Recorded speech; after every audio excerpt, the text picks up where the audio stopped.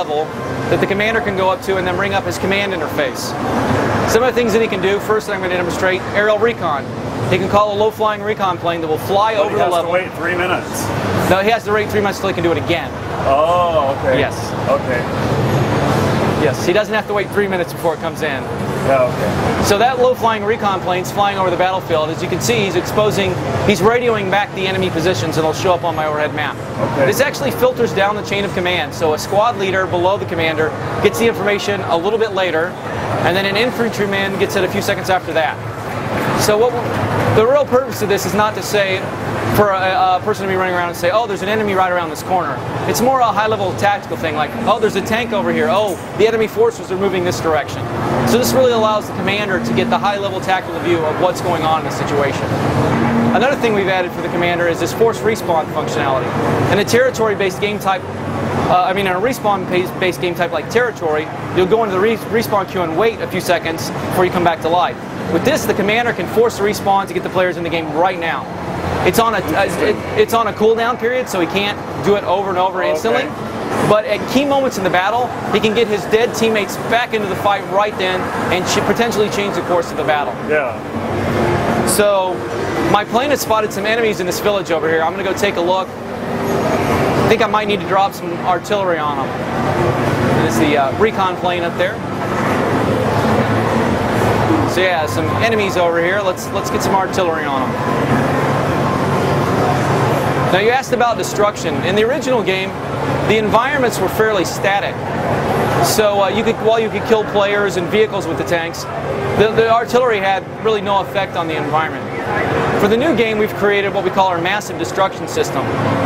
With massive destruction, we can actually dynamically destroy any of the objects in the environment that we would like. As you can see here, it'll be demonstrated in just a moment.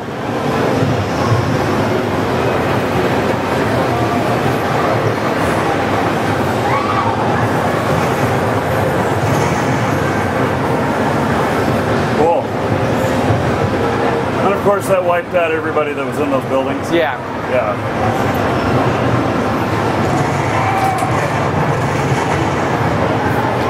So yeah, as you can see, one of the things that we do gameplay-wise, particularly with buildings, we'll allow them to be damaged and they'll get holes in them and stuff, but we don't completely destroy them. And this is for gameplay, because we learned very early on, if you completely destroy everything in a level, you have guys standing around in fields shooting each other with rifles in completely open fields. And it's just not fun for gameplay.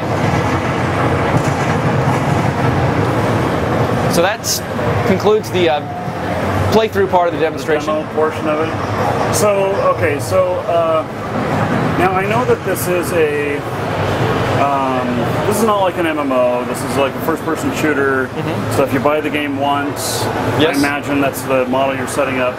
Yes. And where do you hope that the game will go once it's in production selling? Mm-hmm. Where's it going to go from there? Is it just done, or do you have more content that'll come out? It's absolutely not done at that point.